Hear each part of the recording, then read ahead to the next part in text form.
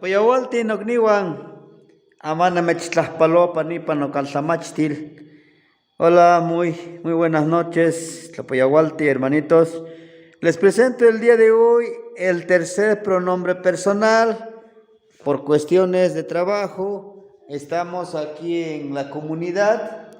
Entonces vamos a presentarles el siguiente pronombre personal que se refiere a ustedes. Dice amejuame, se refiere a ustedes. Vamos a formar una pequeña oración. Dice amejuame amomachtia. Ustedes estudian. Vamos a trabajar, vamos a explicar un poco esta palabra de amomachtia.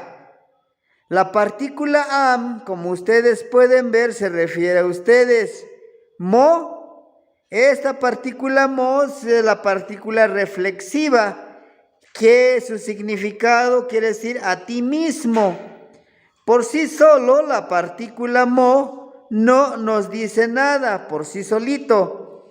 Pero si lo aplicamos, lo aglutinamos como lo vemos aquí, ¿sí? Esta partícula mo se refiere a ti mismo. Pero en este caso, como si estamos manejando el pronombre personal, le estamos utilizando como a ustedes mismos. El verbo machtia es enseñarse. Machti, enseñar. Enseñarse es machtia.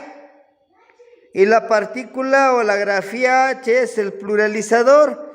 Entonces, la palabra amomachtia se refiere a que estudian ustedes mismos.